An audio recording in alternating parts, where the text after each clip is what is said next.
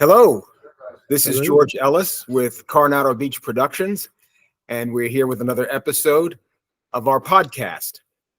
Today, we're going to talk about IT, and we're going to talk with one of the specialists in our IT community and talk a little bit about how IT relates to film, as we are a film company trying to make movies. So we have a special guest here today from XURVIS IT Solutions. We have Chris Romanyk. Chris, welcome to our show. Thank you. How are you feeling today? It for a Thursday, it feels like a Monday. Okay. And that happens to a lot of us sometimes. So tell us a little bit about how you got into the IT business, and then we'll talk a little bit about your company. Sure. I got into IT because in probably 8th grade, my father bought a computer and I took it apart, put it back together, and it didn't have any extra pieces left over. So I figured I was pretty good at this thing, and it just kind of grew and got into, I worked some IT retail for a while and eventually got into real jobs with IT. And I always worked for a company and thought I could do this better. So I decided to put my money where my mouth is. And then you also had some formal training in IT? Yeah, I did go to college for a bit and took some courses in IT, but it didn't really do it for me, I guess would be a way to put it. Okay. I'm very hands-on, and all of the instruction in college is more theoretical, and that's fine, but that didn't pique my interest as much. I like doing the stuff. Okay. And did you find that, since you started doing this kind of work, which has been what, like 20 years or something? Yeah, that's pretty much been my whole adult career has been in IT. And it has evolved in those 20 years. Am I right? Yeah, I started off, just answering phones and asking people if they've tried turning it off and on again. And the more I learned about how computers actually work, the more sophisticated my troubleshooting became. Okay. And so you started this company, XURVIS, and for our listeners, it's spelled XURVIS, XURVIS.com also. And how did you think about, hey, I got to start my own company, or did you say this is the wave of the future, or how did that work? Well, I was working for a company that pretty much does what I'm doing, and noticed inefficiencies in how the company was going, and told myself I can make a business that makes money that does it better.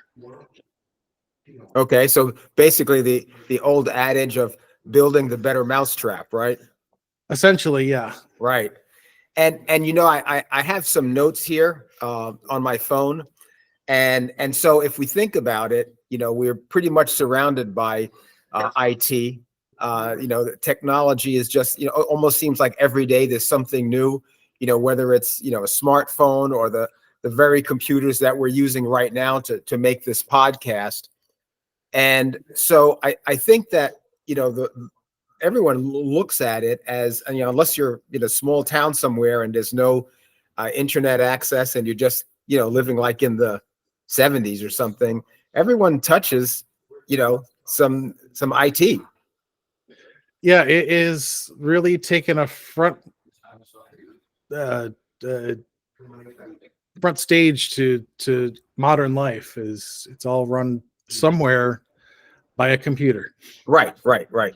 And so have you found that things have gotten different in the sense of being a IT person, and that those around you tend to gravitate towards asking you questions? Yeah, I've kind of always been the person that people come to for, hey, this thing isn't working. How do I make it work? And that's just kind of how my brain works. Is I'm able to do that kind of ground up troubleshooting where it's like, all right, my computer's not working. All right, let's check the easy stuff first. Is it plugged in? Right. And you'd be surprised how many people are like, well, I don't have power right now. I can't see under my desk. It's like, that's probably why your computer's not working. Right. And I noticed on your company Facebook, so the XURVIS.com Facebook, and I'm going to let people, I'm not going to show an image. I'm going to let people go to that. You have an image there, and it has a bunch of wires, and it says, are you tangled up? Something about, are you tangled up with your IT?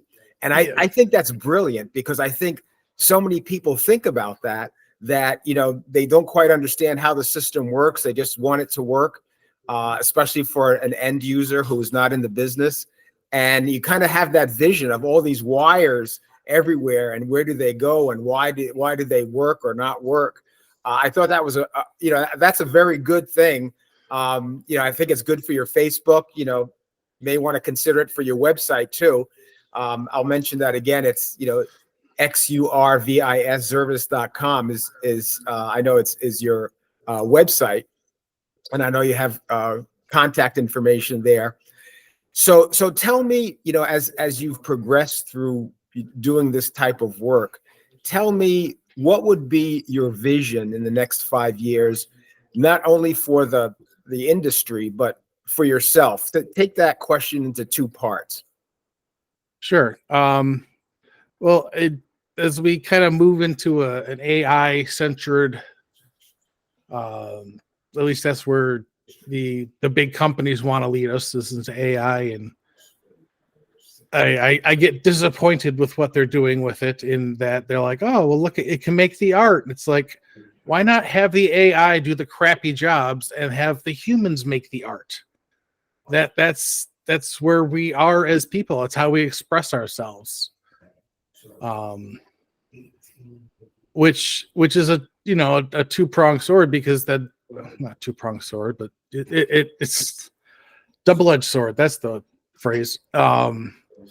Because if you get it to do the crappy jobs, then the crappy jobs are gone, and there's less room for people to make money to do what they love. Right. And I think what you're touching at here is creativity, because for example, this podcast, I thought about doing this as part of my podcast series. My creative part said, hey, this is something we can talk about, especially as it relates to film. And so the creativity, I guess the question is, can AI be creative because they were created by us? Well, that's a kind of a deep philosophical question, because you think about it, we're just created by our parents. It's nothing more than that. It's turtles all the way down, as they say. It's funny. That's the second time I've heard that phrase in 2 days. Oh, wow. Yeah.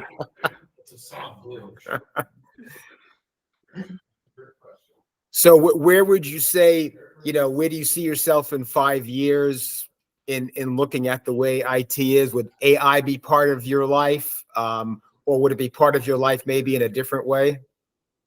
I haven't really found a good use of AI in my day-to-day yet. But people are coming up with new stuff every day. I'm sure there's something that will help. I mean, I do have ADHD, so I have problems with some executive functioning. I have offloaded a lot of that to things like, my Google calendars, where everything is kept, so I can look at my day and be like, okay, I've got this going on today, and not have to keep that in my mind. Right. Being able to take stuff that's up here and shoot it out elsewhere, and have it remind me at the appropriate time and at the appropriate place is super helpful. Right. And that's less AI and more just how the services work. Right. But I can see AI amping that up to a degree. Right. So let's wind it down with talking about filming and film editing. For me as a filmmaker, one of the reasons that I've been able to do this is because a lot of the things that used to be, say, 50 years ago, a lot of equipment, a lot of staff, a lot of things a lot of things that were pricey. You had to have some backing or some funding. I've been able to do this because of IT, because of technology that has improved doing things like this. And, the millions of small videos that you see on TikTok or YouTube that people are able to do, like you just said, on the phone, that's been a key part of being able to do film work. In your life, I know you've done some film editing. I think that's become easier. And what are your thoughts on IT as it applies to filmmaking and entertainment, as it exists today? I have kind of a personal philosophy that the only difference between best practice and a hack is documentation. Okay. So I'm good at saying someone telling me what they need and finding the solution that meets that need. Right. And with film editing, I mean, it's the same thing, just finding the right tools to get to where you're trying to be. Right. Whether those tools are created or not is a whole different thing. You could make tools to do things for you. And I mean, that's kind of what a tool is. It's something that we made to help with something else. Right. Okay. And have you noticed that whatever technology comes out, sometimes it's a technology that is of great value because it's innovative, but sometimes it may be technology that's just looking for something to do. You know what I mean? Like it's, they're trying to create a need for something that may not necessarily be of great value. We actually have a term for that. It's called shovelware. What's it called? Shovelware. Okay. It's just keep shoveling stuff on. Okay.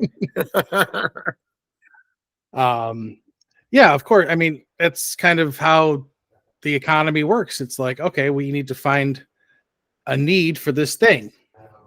And once you build that need, people give you their compensation for it. Right. And if there isn't a need yet, you convince them that there is. Right.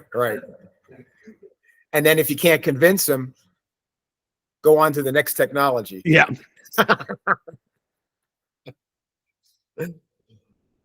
Okay, so as we wind it down, any final thoughts on what we've talked about? Anything you're wanting to say? You can plug your company, your website. You're on Facebook. Anything else on any of that? I'm just a guy trying to help businesses out. Okay. And my philosophy is, you run your business because that's what you love. Let me take care of the technology portion of it because that's what I love. Right. Okay. That makes sense. It's just basically finding the match of the need and the expertise, and there you go. Yep. Good. Okay. Very good. Well, I appreciate you being able to spend a few minutes with us today and talk about this.